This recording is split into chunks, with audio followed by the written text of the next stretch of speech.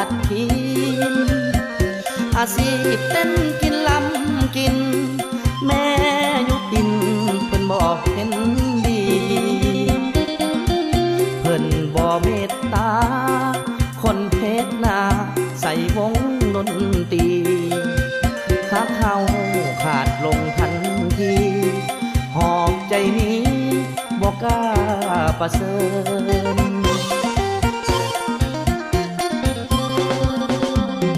แม่น้องนั้นเพิ่นหูว่าอายสู่หาเงินหลายทางกลางเว้นเฮ็ดงานแน่นอังว่างกลางคืนห้องลำหาเงินหีบผมเงินคำหวังนำไปแต่งลูกสาวเพิ่นแต่ว่าแม่น้องเพิ่นเมินเพิ่นเลือกคนที่ดีไว้แล้วเหลือใจบุญอายบ่สมอานงอาชีพอายบ่มั่นคงขึ้นลง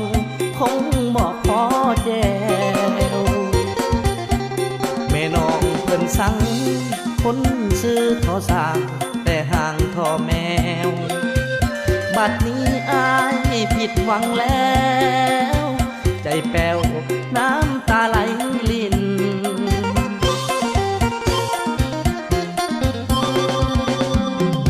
หากินน้ำเสียงตู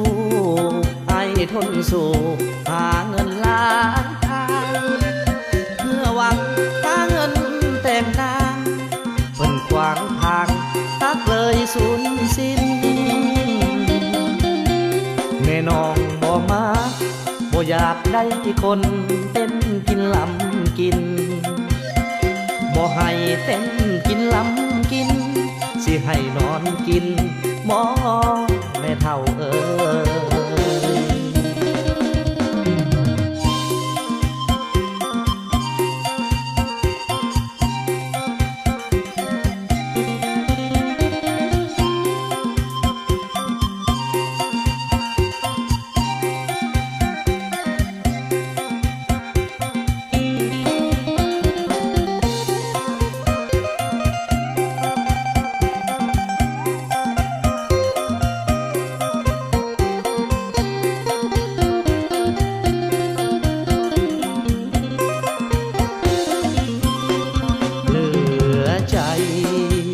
บุญอายบ่สมอานงอาชีพอายบ่มั่นคงขึ้นลงคงบ่พอแจวแม่น้องเพิ่นสั่งคนซื้อทอสร้างแต่ห่างทอแมวบัดนี้อายผิดหวังแล้วใจแป้วน้ำตาไหลลิน